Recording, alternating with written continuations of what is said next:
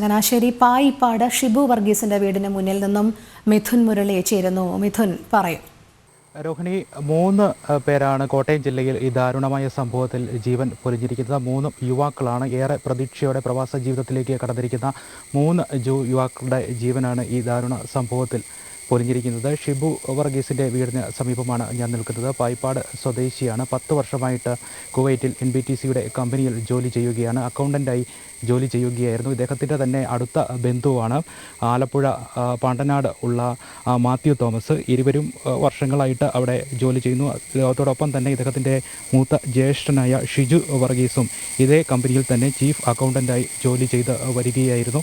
38 വയസ്സാണ് അദ്ദേഹത്തിന് ഉള്ളത്. അദ്ദേഹം 10 വർഷമായി ഈ കമ്പനിയിൽ NBTCയുടെ കമ്പനിയിൽ അക്കൗണ്ടൻ്റായി ജോലി ചെയ്യുന്നു. ഷിജു വർഗീസ് അദ്ദേഹത്തിൻ്റെ ജ്യേഷ്ഠനും ചീഫ് അക്കൗണ്ടൻറ്റ് വിഭാഗത്തിലും ജോലി ചെയ്യുന്നു. ഇദ്ദേഹത്തിൻ്റെ തന്നെ അടുത്ത ബന്ധു അമ്മയുടെ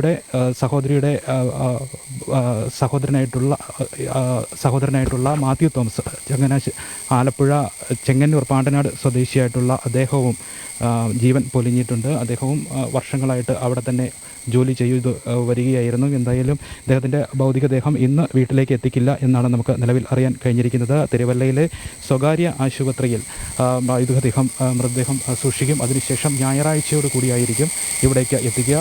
പൊതുദർശനം വീട്ടിൽ ഞായറാഴ്ച ഉണ്ടാകും. തിങ്കളാഴ്ച സംസ്കാര ചടങ്ങുകൾ നടക്കുമെന്നാണ് നിലവിൽ മനസ്സിലാക്കാൻ കഴിഞ്ഞിരിക്കുന്നത്. മറ്റ് 2 പേർ ഇത്തിത്താനം സ്വദേശിയായ 26 വയസ്സുള്ള യുവാവാണ്. മറ്റ് കോട്ടയത്ത് നിന്നും ജീവൻ പൊലിഞ്ഞിരിക്കുന്ന മറ്റൊരു യുവാവ്. അദ്ദേഹവും 8 ദിവസം മാത്രം, കഴിഞ്ഞ 8-ാം തീയതിയായിരുന്നു വിദേശത്തേക്ക് കുവൈറ്റിലേക്ക് ജോലിക്ക് വേണ്ടി പോയത്. അതിന് ശേഷം ജോലിയിൽ പ്രവേശിച്ച് NBTC കമ്പനിയിൽ സെയിൽസ്മാനായി ജോലിയിൽ പ്രവേശിച്ച് തൊട്ട് അടുത്ത ദിവസം തന്നെ ഈ ദാരുണ സംഭവം നടക്കുകയായിരുന്നു. മറ്റൊരാൾ സ്റ്റീഫൻ, 31 വയസ്സുള്ള യുവാവാണ്. ഈ ഓഗസ്റ്റിൽ വീട്ടിലേക്ക് വരാൻ ഇരിക്കുകയായിരുന്നു ഈ ദാരുണ സംഭവം നടന്നത്. അദ്ദേഹത്തിൻ്റെ വീടിൻ്റെ പുതിയ വീടിൻ്റെ നിർമ്മാണം പൂർത്തിയായി. ഏകദേശം 3/4 ഭാഗത്തോളം നിർമ്മാണം പൂർത്തിയായി ഇരിക്കുകയായിരുന്നു. കയറിത്താമസവും ഒക്കെയായി ബന്ധപ്പെട്ട് കയറിത്താമസവും ഒപ്പം തന്നെ വിവാഹവും ഒക്കെയായിട്ടുള്ള കാര്യങ്ങൾക്കായി ഓഗസ്റ്റിൽ വീട്ടിലേക്ക് വരാനിരിക്കുകയായിരുന്നു സ്റ്റീഫന് ജീവൻ പൊലിഞ്ഞത്. 5 വർഷമായി സ്റ്റീഫൻ വിദേശത്ത് കുവൈറ്റിൽ NBTC കമ്പനിയിൽ സെയിൽസ്മാനായി ജോലി ചെയ്യുകയാണ്. 29 വയസ്സാണുള്ളത്.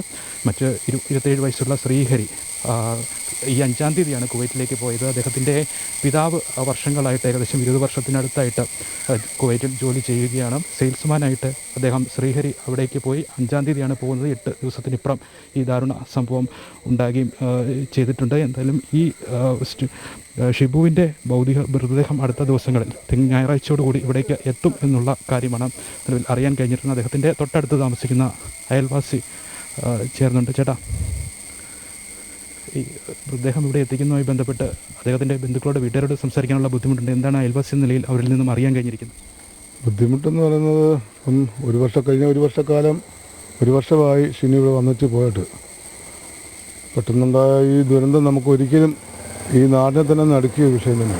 നമുക്കത് മനസ്സിലായിട്ട് ഉൾക്കൊള്ളാൻ തോന്നുന്നില്ല. മൃതദേഹം ഇവിടെ എത്തിക്കുന്ന പൊതുദർശനമൊക്കെ ബന്ധപ്പെട്ട സംസ്കാരം, മറ്റു കാര്യങ്ങളൊക്കെ വീട്ടുകാരുമായി സംസാരിക്കാൻ കഴിഞ്ഞിരുന്നു. ഞങ്ങൾക്ക് ഒരിട്ട് സംസാരിക്കുന്നതിന് ബുദ്ധിമുട്ടുണ്ട്. അതുകൊണ്ട് അത് ഞാനൊരു മെമ്പർ നിലയ്ക്ക്, ഈ വാർഡിൻ്റെ മെമ്പറാണ്. മെമ്പർ നിലയ്ക്ക് നമ്മൾ സംസാരിച്ച് വീട്ടുകാരോട് സംസാരിക്കുന്നത് യാതൊരു കുഴപ്പമില്ല. എനിക്ക് കിട്ടിയ അറിവെന്ന് പറയുന്നത്, ഇതിന്ന് ഇന്ന് 7-8 കൂടി ഇന്ന് എറണാകുളത്ത് കൊണ്ടുവരും, കൊച്ചി കൊണ്ടുവരും എന്നുള്ളതാണ്. അതിനുശേഷം മൃതദേഹം നേരെ നമ്മുടെ തിരുവല്ല പുഷ്പേരി മെഡിക്കൽ കോളേജിലേക്ക് കൊണ്ടുപോകും എന്നാണ് നിർദ്ദേശം കിട്ടിയിരിക്കുന്നത്. അതുപോലെ തന്നെ ഈ വീട്ടിലേക്ക് ഇന്ന് തിങ്കളാഴ്ചയോ അല്ലെങ്കിൽ ഞായറോ തിങ്കളോ അടക്കം ഉണ്ടാവുകയുള്ളൂ എന്നാണ് ഏറ്റവും ഇളയ സഹോദരൻ, ഷിനുവിൻ്റെ ഏറ്റവും ഇളയ സഹോദരൻ എന്നോട് പറഞ്ഞത്. അദ്ദേഹത്തിൻ്റെ മൂത്ത ജ്യേഷ്ഠൻ ഷിജു വിദേശത്താണ്. ഇവിടെ എത്തിയിട്ടുണ്ടോ? അതോ? എത്തിയിട്ടില്ല. അദ്ദേഹം ഇതുവരെ എത്തിയിട്ടില്ല. അദ്ദേഹത്തിൻ്റെ ആ വരവാണ് ഈ നമുക്ക് തടസ്സം ഇപ്പം നിൽക്കുന്നത്. അദ്ദേഹം ഇതുവരെ ടിക്കറ്റ് കൺഫേം ആയിട്ടില്ല എന്നാണ് നമുക്ക് അറിയിട്ടിരിക്കുന്നത്. അദ്ദേഹമാണ് ഈ മൃതദേഹം തിരിച്ചറിഞ്ഞതല്ലേ? അതെ, തീർച്ചയായിട്ടും അദ്ദേഹം തന്നെ. തൊട്ടടുത്ത ഫ്ലാറ്റിലായിരുന്നു സഹോദരൻ ഉണ്ടായിരുന്നു. അതുകൊണ്ടാണ് മൃതദേഹവും അദ്ദേഹവും അദ്ദേഹത്തിൻ്റെ അമ്മാച്ചനും ഉണ്ടായിരുന്നു. 2 മൃതദേഹമാണ്. അദ്ദേഹത്തിൻ്റെ അമ്മാച്ചനും, അത് 2 മൃതദേഹം തിരിച്ചറിഞ്ഞത് ഈ സഹോദരനാണ്. എത്ര കുടുംബസമേതമായിരുന്നു അവിടെ അദ്ദേഹത്തിൻ്റെ സഹോദരൻ താമസം കുവൈറ്റിൽ? സഹോദരൻ കുടുംബസമേത താമസം. പക്ഷേ ഷിനു നേരത്തെ കുടുംബസമേതമായിരുന്നു. ഇപ്പോൾ ഷിനുവിൻ്റെ കുടുംബം ഇപ്പം നാട്ടിൽ തന്നെയാണ്. അതാണ്.